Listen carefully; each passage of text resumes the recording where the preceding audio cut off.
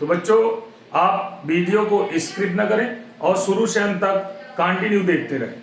तो आइए स्टार्ट करते हैं। माना कोई अभिक्रिया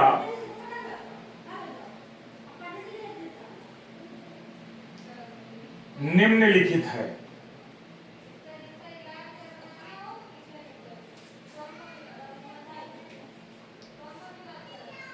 निम्नलिखित है कौन है? ये आपका टॉपिक जो हमारा रखा हुआ है, इस पर चर्चा हो रही है। मान लो कोई रिएक्टेंट है, वो प्रोडक्ट में चेंज हो रहा है। रिएक्टेंट आपका प्रोडक्ट में बदल रहा है, यानी टी टाइम में रिएक्टेंट की जो आपकी जीरो समय में रिएक्टेंट की सांद्रता आर है और प्रोडक्ट जीरो।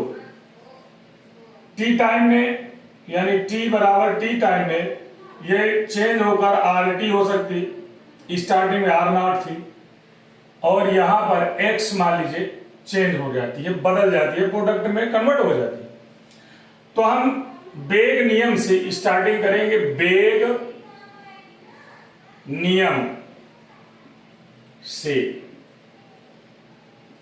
तो बच्चों बेग नियम क्या है आप जानते हैं, minus D R upon D T equal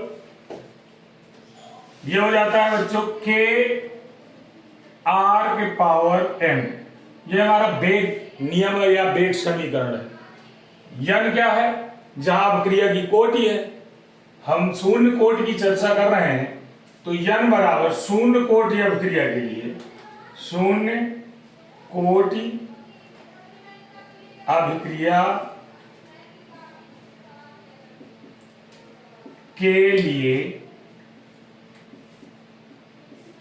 n बराबर 0 होता है। n बराबर 0 होता है। तो बच्चों यहां पर n जो है हमारी कोटि है, n बराबर 0 है, तो हम यहां n रख दें तो minus D R upon D T equal के मल्टीप्लाई आर के पावर 0। चूंकि हम जानते हैं बच्चों, आप भी जानते हैं कि यदि a के पावर 0 हो तो उसकी वैल्यू सदैव 1 होती है, ये मैथमेटिक्स भाषा। तो r के पावर अगर 0 है तो उसकी भी वैल्यू हमारी r के पावर 0 बराबर 1 ही हो जाए। तो यही इसमें हम लिख सकते हैं 1 हो जाए। तो minus D R upon D T equal के हम मल्टीप्लाई 1 कर दें, क्योंकि r के पावर 0 बराबर 1 हो जाता। अब बच्चों dt का उधर गुणा कर दें तो माइनस डी आर बराबर के मल्टीप्लाई डी टी, या इसी को लिखा जा सकता है डी आर बराबर माइनस के डी टी। बच्चों ये समीकरण है, इसको हम क्या करें, अब इसका समाकलन कर दें। समाकलन मैथ वाले बच्चों को, कक्षा 12 के मैथ वाले बच्चों को बड़ी सरलता से आ जाता है। बायोलॉजी वालों को थोड़ा सा ध्यान पूर्वक समझना पड़ता है। बायोलॉजी वाले बच्चे कैलकुलेशन करने में और समाकलन अवकलन के बारे में जानते नहीं, क्योंकि उनके सिलेबस में है नहीं। ये मैथ का एक पार्ट, अभिन्न पार्ट है। तो आप ध्यान से समझिएगा कि हम अवकलन करते हैं तो किस प्रकार करते हैं। तो बच्चों जैसे ही हम समीकरण फर्स्ट में दोनों पक्षों पर समाकलन करने पर, तो बच्चों हम क्या करें, दोनों पक्षों में समाकलन कर दें। इसके ये हो जाएगा, समाकलन का चिन्ह हो जाएगा डी आर इक्वल, समाकलन का चिन्ह हो जाएगा माइनस के डी टी। तो समाकलन में बच्चों जो हमारा कांस्टेंट वैल्यू होती है वो बाहर निकल आती है, और जो अति सूक्ष्म के लिए डी जिसमें लगा होगा केवल उसी का अवकलन या समाकलन होता है। तो बच्चों ध्यान से समझिए, इसका तो समाकलन हो जाएगा डी आर का बराबर, यहां पर माइनस के बाहर आ जाएगा और समाकलन dt वर्ग का होगा। तो अब ध्यान से समझिए बच्चों, ये जो हमने देखा t टाइम में rt और 0 टाइम में 0 r0, यानी हमारे पास जो r का अवकलन किया जाएगा उसकी लोअर डिजिट t बराबर 0 पर होती है, अर्थात ये r0 है। ये देखिए r0 हमने मान लिया था स्टार्टिंग, और अपर जो डिजिट होती है वो है rt, t समय में जो सांता परिवर्तन हुई rt हुई, ये rt हो जाती है। अब इसके पश्चात यहां भी आप देख लीजिए t बराबर 0 होगी और मैक्सिमम टाइम t हो जाएगा। बच्चों ये ध्यान से समझिए, अवकलन का एक रूल्स है। तो जैसे ही इसको निकालेंगे तो ये हो जाएगा dr, माड का चिन्ह बनाएंगे r0 और rt, ये बने इक्वल, यहां माइनस के रखा रहेगा बाहर और माड का चिन्ह लगेगा dt में। तो ये आप देख रहे हो ये 0 और ये t। इसका एक रूल होता है कि जब इसका अवकलन करेंगे, यहां पर ध्यान रखें आप, तो ये क्या होता है, समाकलन dx बराबर x होता है। तो हमने देखिए ये dx बराबर dx कर लिया अपना। अब इसका अवकलन जब करोगे तो higher digit minus lower digit हो जाता है, higher digit minus lower digit हो जाता है। तो ये हो जाएगा आपका rt माइनस, ये हायर डिजिट है, और r0 ये लोअर डिजिट है, बराबर माइनस k हो जाएगा। अब बच्चों यहां पर आप देख रहे हो dt में t में 0 को घटाना है तो t माइनस 0 हो जाएगा। अब आपका क्या बन जाएगा, rt माइनस r0 बराबर माइनस kt।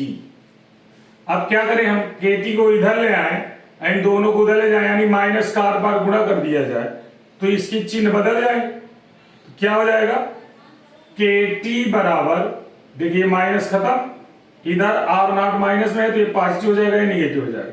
तो r0 माइनस rt ये बन जाएगा। t का भाग दे दिया जाए तो k बराबर r0 माइनस rt अपान t। तो ये हमारा समाकलित वेग समीकरण प्राप्त हो जाएगा। अब इसमें बच्चों अगर हम देखें कि यदि 0 टाइम में प्रोडक्ट 0 बना है, तो स्टार्टिंग में अगर इसकी हम r की जो सांद्रता माने r0 उसे यदि a मान लें, तो t टाइम बाद वो x वैल्यू उसकी प्रोडक्ट में चेंज हो जाएगी, तो ये a माइनस एक्स बन जाएगा। यानी rt बराबर a माइनस एक्स, r0 बराबर a अगर इसमें रख दिया जाए तो k बराबर क्या आ जाएगा, यदि r0 बराबर a कामा rt बराबर a माइनस एक्स रख दिया जाए तो ये क्या बन जाएगा, k बराबर a minus x by T. आप जानते हो माइनस का जब अंदर गुणा करेंगे तो a माइनस का खत्म हो जाएगा, प्लस का x हो जाएगा। तो ये आपको देखिए, और इधर आ जाइए, मैं यहां पर जो गैपिंग है यहां पर बता दे रहा हूं, ये गैपिंग में आपको दिखाई देगा। यदि r0 को हम a मान लिए हैं और rt को a माइनस एक्स मान लिए, तो हम यहां पर क्या रख सकते हैं, k बराबर, ये k बराबर, इसकी वैल्यू हम रख दें a माइनस इसकी वैल्यू रख दें a minus x upon T हो जाएगा। देख लीजिए, अब हमको क्या करना है, माइनस के अंदर गुणा कर देना है, तो k बराबर a minus a plus x by T हो जाएगा। ये a और ये a खत्म हो जाएंगे तो k बराबर x अपान टी, ये हमारा प्रोडक्ट के अकॉर्डिंग ये सूत्र का निगमन हो जाएगा। तो इस प्रकार से बच्चों अगर हम चाहें देखें इसको गौर से, तो हमारा समाकलित वेग 0 मतलब शून्य कोटि अभिक्रिया के लिए k बराबर r0 माइनस rt अपान टी होता है। इस प्रकार से हम इस समाकलित वेग को आसानी से रिवीजन कर सकते हैं। तो देखते रहिए वीडियो को, हम प्रयास करेंगे कि अभी दूसरे वीडियो में हम शून्य कोट अभिक्रिया के स्थान पर प्रथम कोट की अभिक्रिया का समाकलित वेग आपके सामने प्रस्तुत करेंगे। तो आप जो है इसको आसानी से स्क्रीनशॉट ले लीजिए और रिवीजन करिए, सरलता से आपको पता चल जाएगा। ठीक है, तो हम फिर मिलते हैं अगले वीडियो में।